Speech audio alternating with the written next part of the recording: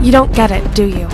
Your prank was cruel and hurtful, and you're going to pay for it. Look! Whatever we did to you, we're sorry! Yeah, we were just messing around! You don't have to get so worked up about it, whatever it was. You can run, but you can't hide.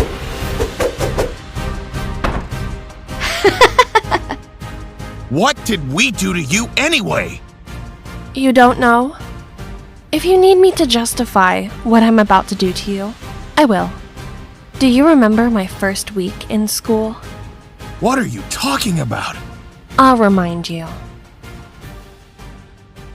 It all started when my brother and I transferred to Nevermore Academy. It was the first week of school when my little brother, V, was subjected to the most brutal bullying I have ever seen. When a group of seniors cornered him, it was L, O, R, and E, the official school bullies.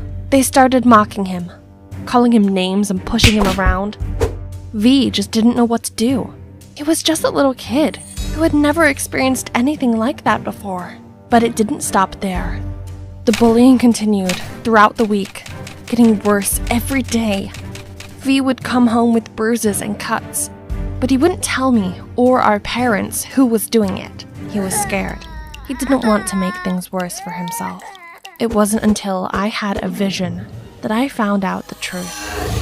I'm trying to get to class. Please, just leave me alone. I don't want any trouble. Why me? Get off me, dude!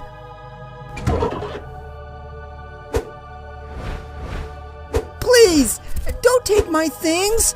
I need them for school. Why are you doing this to me?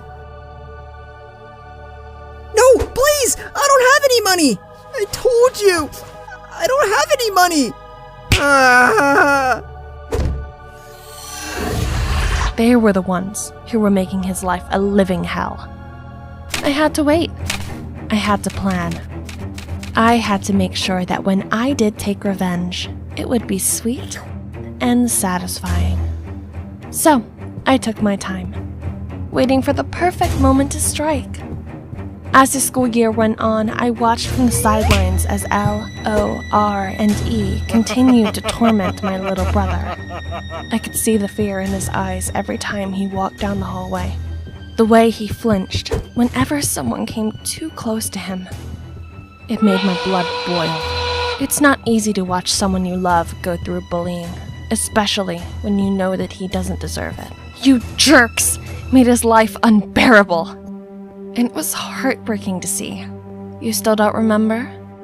I'll remind you of other instances when you acted like morons and bullied him for no apparent reason. I remember how scared and small he looked, and how angry I felt about what you were doing to him. The second instance happened a week later, during gym class. V was changing in the locker room when again the lot of you came in. You started taunting him, telling him he didn't belong there, and that he should go back to the village he came from.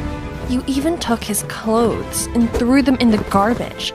When my poor little brother came home that day, he was so upset and ashamed that he wouldn't even talk to me. I felt his agony, and swore to give you jerks a taste of your own medicine one day.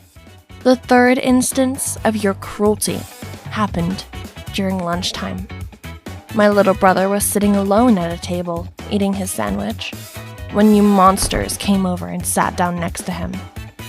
At first, V was happy to have someone to talk to, but then you started making fun of him again.